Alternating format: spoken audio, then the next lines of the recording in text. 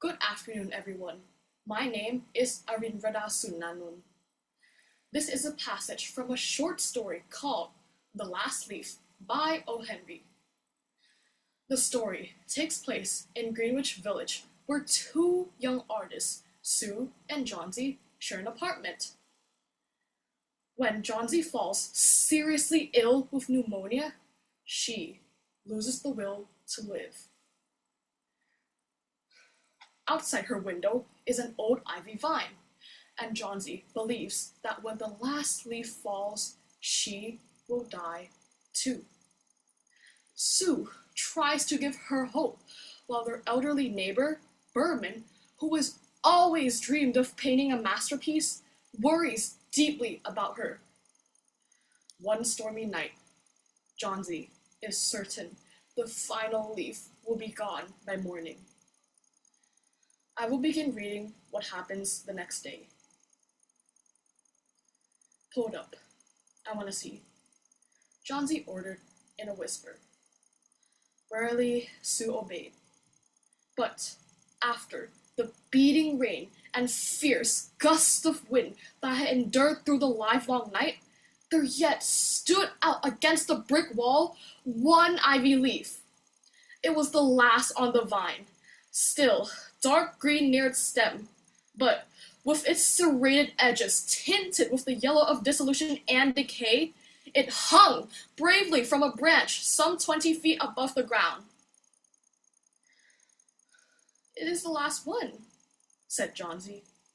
"I thought it would surely fall during the night. I heard the wind." "It will surely fall today, and I shall die at the same time."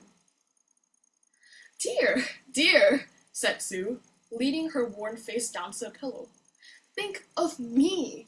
If you won't think of yourself, what would I do?" But Johnsy did not answer. The lonesomest thing in all the world is a soul when it is making ready to go on its mysterious far journey. The fancy seemed to possess her more strongly as one by one the ties that bound her to her friendship and to her were loosened. The day wore away, and even through the twilight they could see the lone ivy leaf clinging to its stem against the wall. And then, with the coming of the night, the north wind was again loosed. While the rain still beat against the windows and pattered down from the low Dutch eaves, when it was light enough, Johnsy, the merciless, commanded that the shade be raised. The ivy leaf was still there. Johnsy lay a long time looking at it, and then she called to Sue, who was stirring her chicken broth over the gas stove.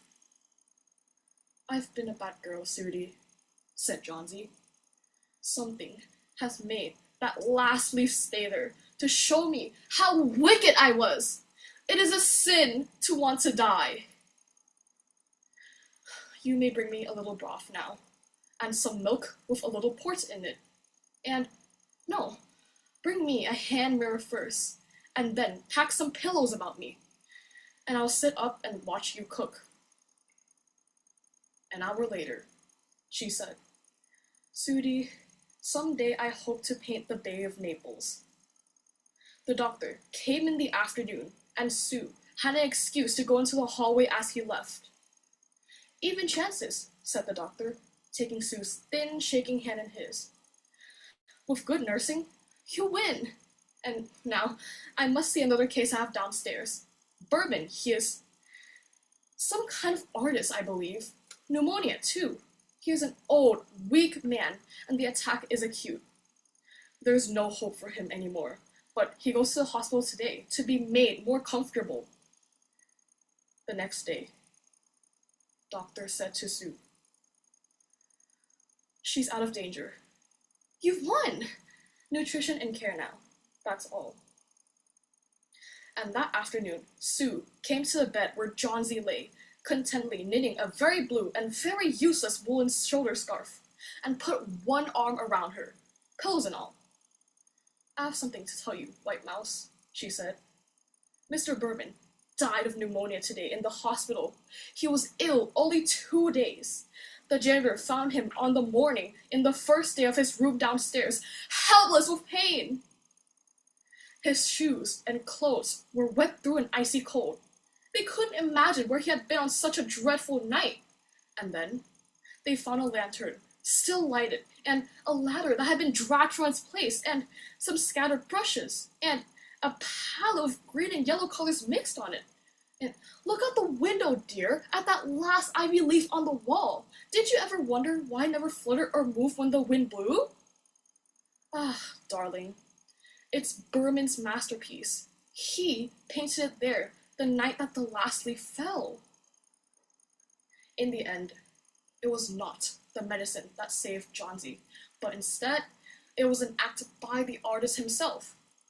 One old artist gave his life so that another would find the courage to keep living.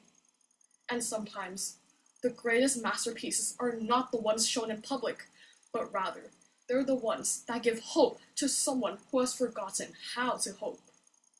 Thank you.